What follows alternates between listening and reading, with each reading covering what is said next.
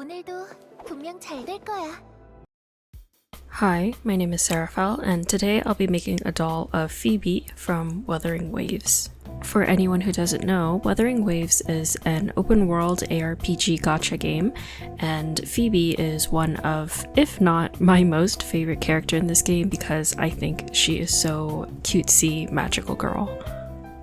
I also adore her story, I adore her character design, and in general I just think she's so fun to play, so I thought it would be fun to make my own kind of base doll of her that I can play with as a fashion doll. Also, I have no stakes in promoting Wuthering Waves, it's genuinely just a game that I enjoy a lot, so if an open world ARPG gacha game is something that you're interested in, then I would highly recommend Wuthering Waves. I'm using a Raven Queen Ever After High doll as a base because I thought the round head mold would suit Phoebe's very cute chubby cheeks kind of face. Also, Ever After High dolls don't have prominent molds, so I thought that I'd have more freedom matching Phoebe's actual eye shape. But of course, before anything else, we have to prep the doll for customizing. I wiped off her face using 100% acetone, and I also decided to wipe off the scalp paint this time around. I honestly usually don't bother with this part, but because I was rooting her in a blonde as opposed to a black, I felt like it would have been more appropriate to wipe off the darker paint and repaint with a color that would show less bald spots, if any.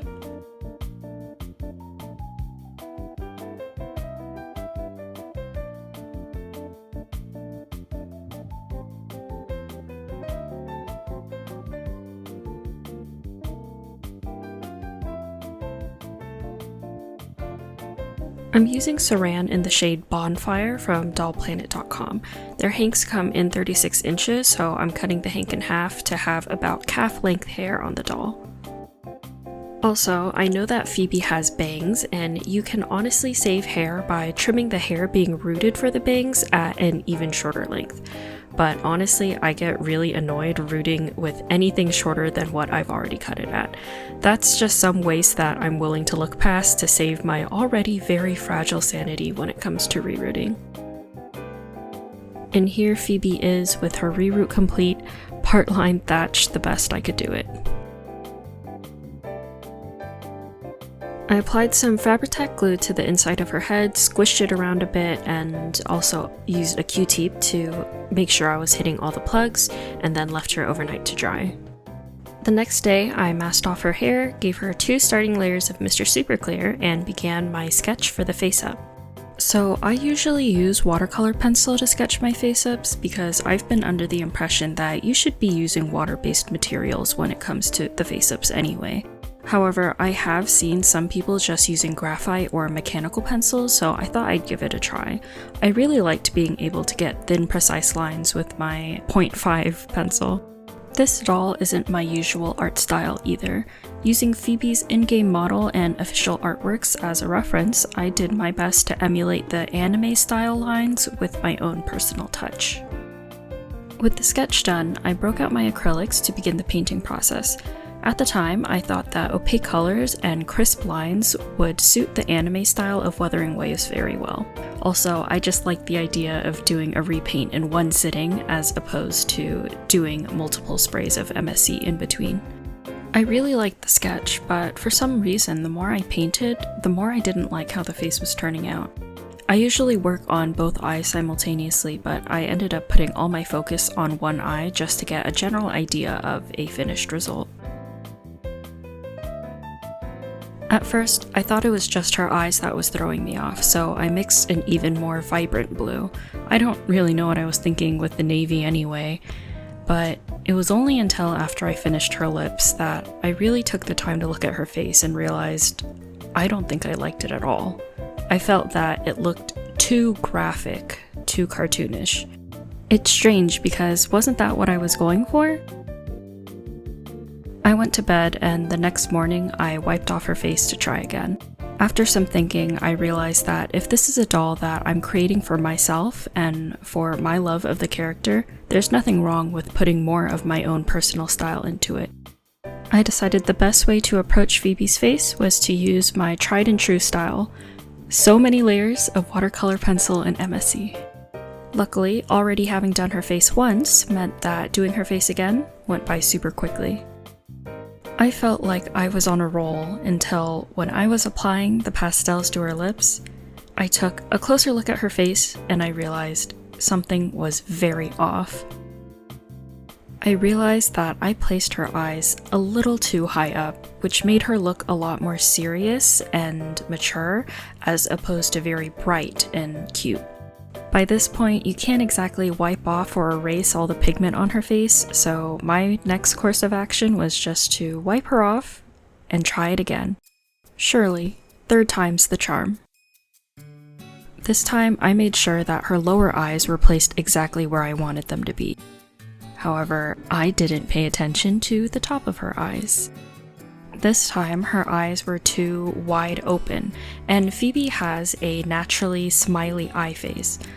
I really thought I could save this face by erasing her lower eye and drawing in a sort of eye smile expression, but at the end of the day, I had the same problem I did with my last face. Her eyes were just the slightest bit higher than they needed to be.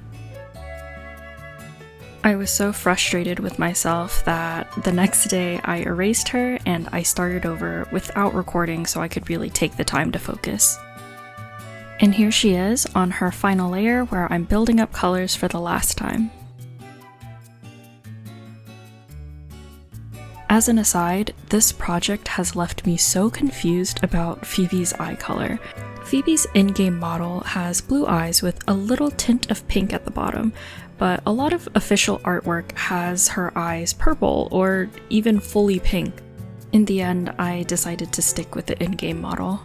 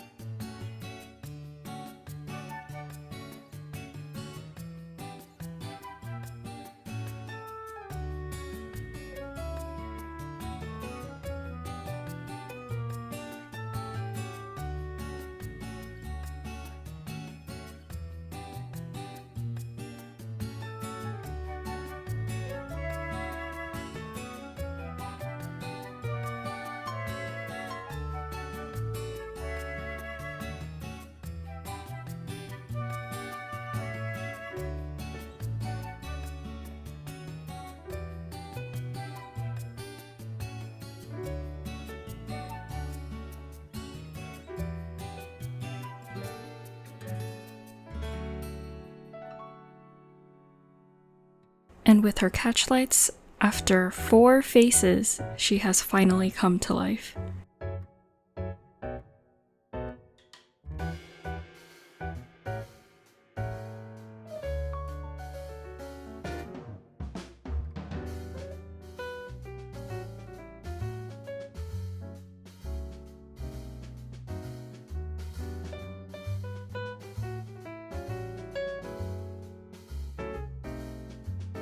I applied a bit of Pearlix powder in her eye shines because I love a good sparkle, and I also applied some of the loose powder across her cheeks. After I did her final sprays of sealant, I waited overnight before I styled her hair. I did that off camera mostly because I don't have a proper setup for that. But if you're curious, I sectioned her hair into about 4 chunky braids and boiled them to get a little bit of wave in her hair. I sectioned off the area for her bangs using the widow's peak as a guide, and I very slowly made my way up the hair until the bangs were at the length I wanted them to be. They're still a little long here, but I trimmed them more off-screen later. And of course, this doll would not be a reference to Phoebe from Wuthering Waves if she did not at the very least have her tacet mark. Once again, using the game model and any official photos as a reference, I painted the tacet mark right on her leg. I didn't feel the need to spray MSC on her body, mostly because I personally don't like the feeling of MSC on doll bodies, and if I did that, I wouldn't be able to scratch off and fix my mistakes this easily.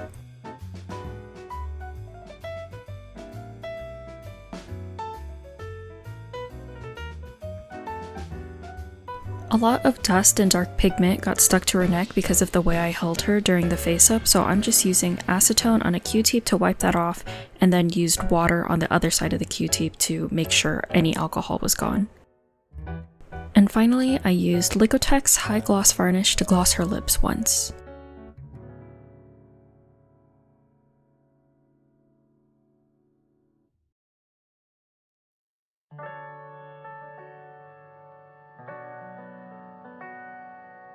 I also used gloss varnish to seal the tacet mark onto her leg.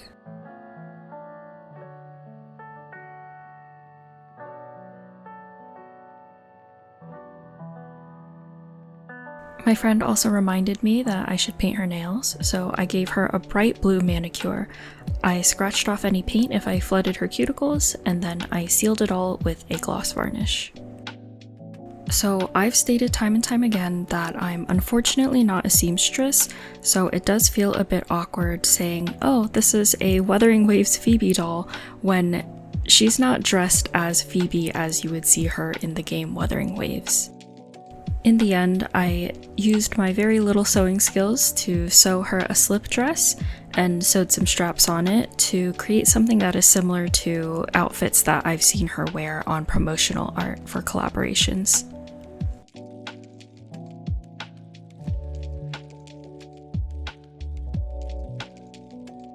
And here is the final look for my doll inspired by Phoebe from Wuthering Waves. I know a big hat is a huge part of her character design and silhouette, but I'm still learning how to make that, so hopefully for now the little hair loop and her tacet mark are enough to clue people in on who she's supposed to be. Who knows though, maybe one day I'll just commission someone to make her hat and her clothes and call it a day, but as of right now I'm having a lot of fun just stealing clothes from my other dolls and playing dress up with her, like a fashion doll. Thank you so much for watching, I hope you enjoyed the video. I've been feeling a bit detached from social media lately, and just a little unwell in general, but I promise I do see and appreciate the comments that you guys have to say. I hope to see you in the next one. Bye!